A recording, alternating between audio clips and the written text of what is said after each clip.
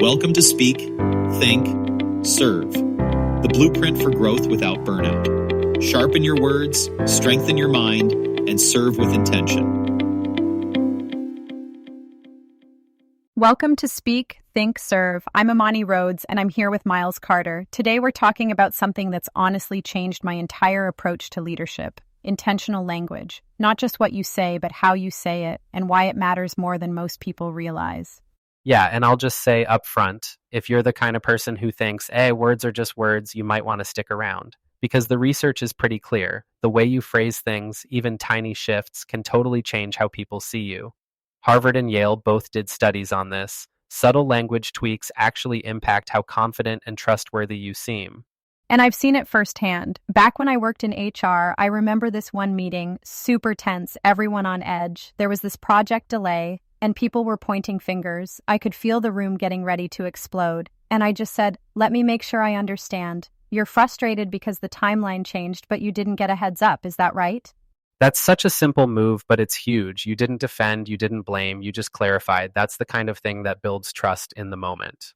Exactly. The energy shifted. People stopped talking over each other. It's like when you use clear, purposeful words, you're not just filling space, you're actually building a foundation for trust. And honestly, that's what great leaders do best. They don't need to be the loudest in the room. They just need to be the clearest.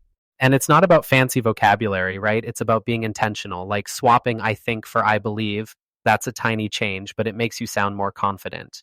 Or saying the next step is, instead of just letting things hang, it's practical, not fluffy. Yeah, and it's not just about sounding smart. It's about making people feel safe, respected, and heard. That's what opens doors, sometimes quietly but powerfully. So let's get into the real tools. This first chapter is all about the fundamentals, 10 essential phrases that form the foundation of a powerful professional vocabulary.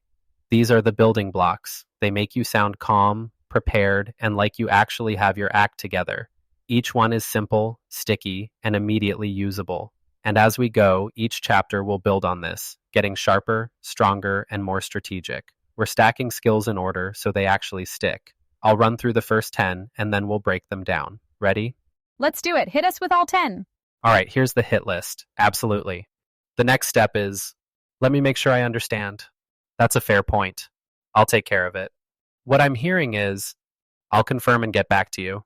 I see where you're coming from. Can I offer another perspective? And let's not guess, let's ask. I mean, just hearing those, you can feel the difference, right? Like, absolutely is so much stronger than, I guess that works. It's confident, but not aggressive. Totally. And the next step is, that's my favorite. It kills confusion. Instead of letting things drift, you're closing the loop. You sound like a closer, not a drifter. I use that one in almost every meeting. And let me make sure I understand. That's the one I used in that HR story. It's a trust builder. People feel heard, and it diffuses tension. I actually had a client once who said, that phrase made me feel like you were on my side, not just trying to win the argument. Yeah, and I'll take care of it. That's accountability in 2 seconds. But you got to deliver, right? Don't say it if you're not going to follow through. That's how you build or lose trust fast.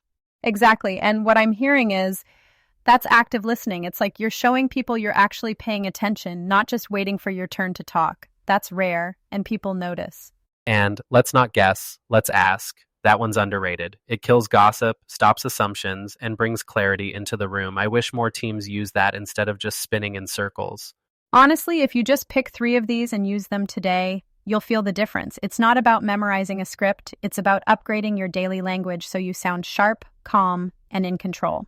And if you're listening, maybe try this. Pick your favorite phrase, use it in a real conversation, and just notice how people respond. It's like a cheat code for trust and clarity. So, how do you actually make these phrases stick? It's like building a muscle. You can't just read about it. You have to practice. We actually created a little game for this, right? Yeah, and it's super simple. Every day, pick one phrase from the list. Use it in a real conversation, at work, with your family, wherever. Then, at the end of the day, ask yourself, did it change the vibe? Did it make things clearer or easier?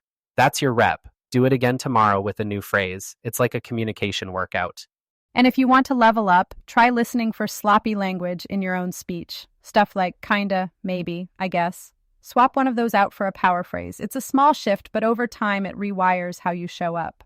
A simple way to practice is just using these phrases in real life, on the job, in conversations, or when texting a client. But if you want a quick tune-up, check out the game and the additional resources of this chapter. It'll push you to think fast, choose wisely, and build that clear and calm under pressure voice. That's how you build the habit. Okay, now, let's show how we can actually use these phrases in real conversations. I'll say the phrase, and Imani's going to drop it into a real-world sentence like you'd hear in the office, in a meeting, or during a client call. Then I'll break down why it works. First one, absolutely. It's stronger than sure and cleaner than okay. Client, can we reschedule to Thursday instead of Wednesday? Me, absolutely. I'll update the calendar and send a confirmation. The next step is, Teammate, so are we just waiting on the delivery? Me, yep. The next step is unloading and staging once it arrives. I'll text you when it's here. perfect use. It brings clarity and ownership without a 10-minute meeting. Love it. Phrase 3. Let me make sure I understand. Attention smoother and leadership move all in one. Client, I thought the lighting was included in the original quote. Me, let me make sure I understand. You're saying you expected the uplighting to be part of the base price, right? Perfect. You're not arguing, you're showing you're listening, and that earns you major credibility. Let's go softer but still strong. That's a fair point. It diffuses arguments before they start. Coworker, I think we've been overcomplicating the prep. Me, that's a fair point. Maybe we simplify the checklist and just start with the basics. Respect plus action. You validated them, then added value. That's next level teamwork. How about I'll take care of it? Shows ownership, but you've got to deliver. Manager, we've got a mismatch on the new hire's schedule. Me, I'll take care of it. I'll confirm with HR and fix the calendar today. Confidence plus commitment. But yeah, pro tip, say this only if you're going to follow through. Next, what I'm hearing is, Client, I'm not mad, just frustrated that no one called ahead.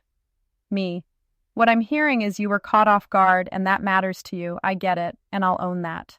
that's active listening and leadership. Empathy and accountability in one sentence. This one's a pro delay button. I'll confirm and get back to you.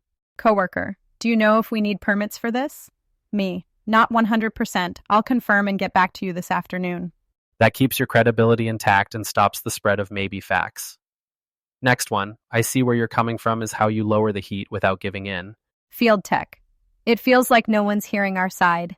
Me, I see where you're coming from. Let's bring it up at the next check-in and make sure leadership hears it. That phrase doesn't fix everything, but it makes people feel seen. Can I offer another perspective? How pros disagree. Coworker, I think we just reschedule and skip it. Me, can I offer another perspective? What if we show up, walk it, and at least get photos so we're ready? Smooth. You didn't say you're wrong. You said, here's another way. That's influence, not ego. And the last one, let's not guess. Let's ask. Team, I think the client wants the patio facing south. Me, let's not guess, let's ask. I'll call and double check right now. Gold. You just saved 2 hours. Okay, that's 10 phrases, 10 power moves. Use even 2 of them this week and people will start noticing. Clarity, calm, connection. That's how pros communicate. I'll say, for me, moving from speechwriter to corporate trainer was all about this. Writing every day taught me to be intentional with words. Leading with clarity is the same muscle, just a different workout. The more you practice, the more natural it gets. And people notice. They trust you more, they listen longer, and you get to lead without burning out or selling out. Couldn't have said it better. So, if you're listening, your challenge is simple. Pick a phrase, use it, and see what happens. And if you've got a story or a favorite phrase, share it with us. We want to hear how you're building your own communication muscle. All right, that's it for Chapter 1. Remember, don't just hear it, say it, practice it. That's how you turn language into leadership. Thanks for listening, everyone. Go build some trust out there. See you in Chapter 2. You've been listening to Speak, Think, Serve, the blueprint for growth without burnout. Remember, ideas don't change things. Action does.